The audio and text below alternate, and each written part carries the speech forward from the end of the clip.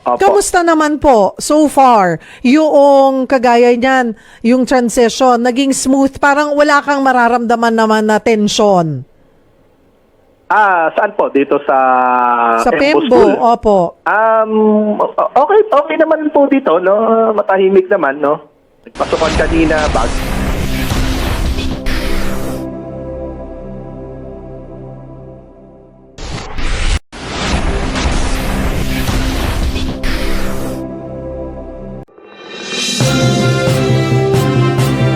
Natin ang chairman ng Teachers Dignity Coalition, Sir Benjo Basas. Teacher Benjo, Chairman Benjo, hello po.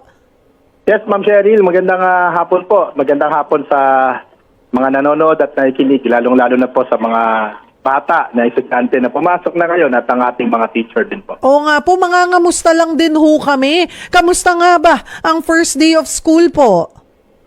Well, generally okay naman po. No, alam niyo naman po, no, sa kabila ng mga medyo problema po, no, na recognize naman nating lahat, ang mga teacher naman po natin ay talagang excited po, no, when it comes to the first day of classes, no, opening of classes, no. Kagaya din ng ating mga bata, no, kasi ayaw naman naming biguin yung mga estudyante natin, ano po, no, na hinihintay itong pagbubukas ng ating klase, no. In fact, no, may mga kumukuha din po kami ng mga ulat, no, mula sa iba't ibang lugar. At ako po personally ay umiikot din ng kaunti. In fact, nandito po ako sa Pembo Elementary School sa Makati ngayon. Or Taguig, Taguig. or whatever. Taguig na po. Sir, Taguig Opo, na ha. Taguig, Baka opo. mapagalitan tayo. Taguig. Opo, Pero, opo. kamusta naman po so far yung kagaya niyan, yung transition, naging smooth, parang wala kang mararamdaman naman na tension? Saan po? Dito sa Sa Embo Pembo, School? opo. Okay naman po dito, no? Matahimik naman, no? Nagpasukan kanina, bago na rin yung kanilang OIC, yung kanilang school head, no? At napaka-supportive rin naman, no, doon sa ating mga guro at sa mga magulang po natin, ano? And we hope po, no, na lahat po. Actually, iniikot din naman ito ng central office. Andito nga, at nagkita kami ni ASEC Panchet Bringas, no? At nagkumustahan.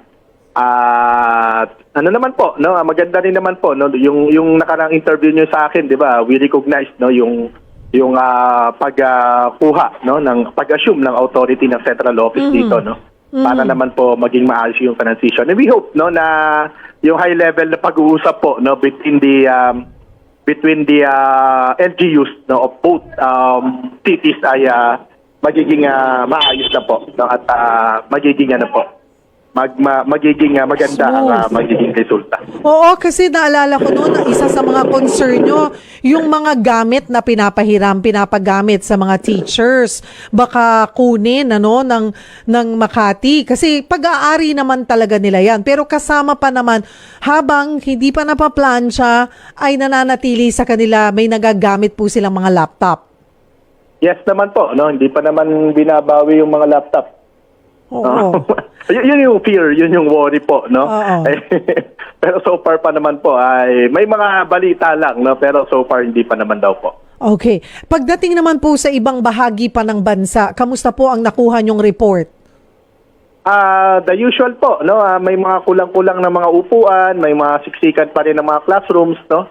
At yun pong mga iba, yung mga baha pa rin, no, although syempre may mga paraan. Alam nyo, Ma'am Cheryl, talagang itong ating mga tao sa field, sa DepEd, yung mga principals natin, yung ating mga teachers and even our parents po, no, ay kumbaga automatic, no, alam na yung gagawin, no, para doon sa mga adjustments, no. Pag yung isang school na binaha yung isang floor, no, hanggang second floor lang tayo, no, mag-occupy, no, at ang mangyayari po diyan ay magkakaroon po ng mga shifting, no, magkakaroon po ng mga scheme, no, kung paano ang lahat ay mabibigyan po, no, ng edukasyon, ano, kung paano mang paraan ito gawin, ano. Nagdudugtong, no, yung mga teacher po natin ang nagdudugtong ng anumang pagkukulang. Kaya pag kinulang po yung classroom or kinulang yung mga teacher, syempre na dapat isang o dalawang section ay isang section na lang.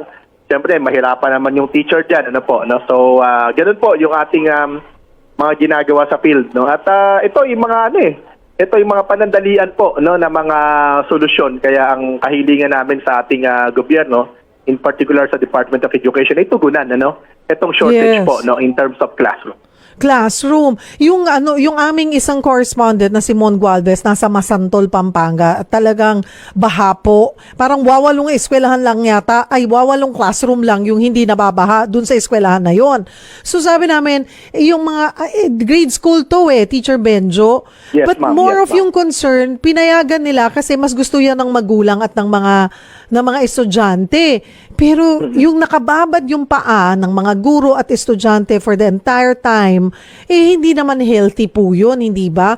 Tama, Kayo po ma'am. ba Tama on your po. part, may gagawin ho ba kayong aksyon or apela na ito yung dapat na desisyon for now, siguro online muna, tapos eventually pag okay ang walang tubig, di face to face?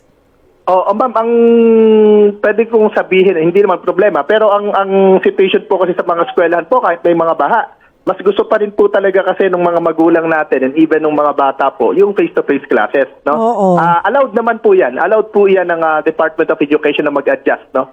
Yung ating mga principals, no? Yung ating mga guro, no? Na mag-adjust. Pwede pong mag-ano tayo no? Pwedeng distance learning po tayo no? Pero alam naman kasi natin mas mahirap po 'yun ano. Pero dapat ang ginawa po na lang no ay hindi naman lahat ng classroom no diyan sa particular school po niyan. Kasi yung area po talaga no, Makabebe, Apalit no, yung Kalumpit, Hagunoy no, Bulacan ano, Bulacan ano po, Ubando. Yung mga area po niya talagang hindi nawawalan ng tubig No, kahit po walang baha o walang bagyo no, lalo pa ngayong nag-uulan. Kaya po talagang alam mo napakatibay yun kasi ng mga Pilipino no minsan yung resilience no minsan nga naaabuso yung resilience natin no.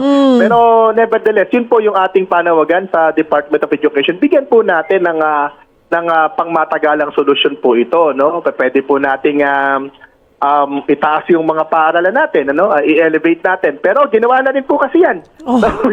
Ginawa na rin po yan in the past no. Makikita po natin sa Makabebe no. May mga schools po tayo dyan na talagang yung halos yung second floor na lang yung magagamit natin. And ito ay hindi pa dahil sa mga pag-ulan po no. Ibig sabihin po talaga nagbabago rin yung klima natin Yes. Tapos dyan din sa area po na yan halos no.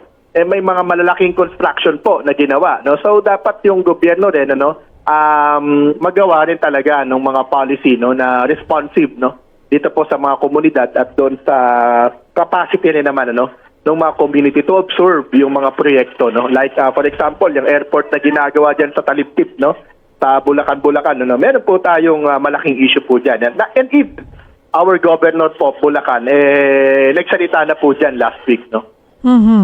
Okay. Well, thank you for the update.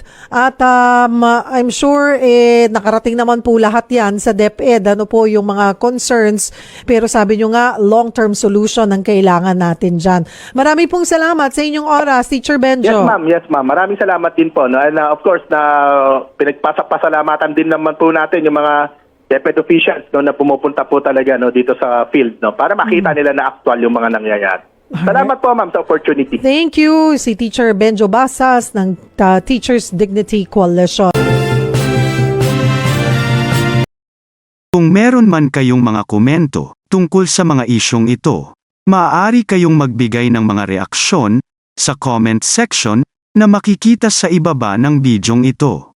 Maraming salamat, at kung ikaw ay interesado ng mga bidyong tulad nito, mangyaring suportahan ang channel na ito sa pamamagitan ng pagpindot ng like, pag-share ng mga video at kung bago ka pa lang sa channel na ito, please subscribe sa channel na ito at pindutin ang notification bell at piliin ang all upang maabisuhan ka para sa mga paparating pang mga videos.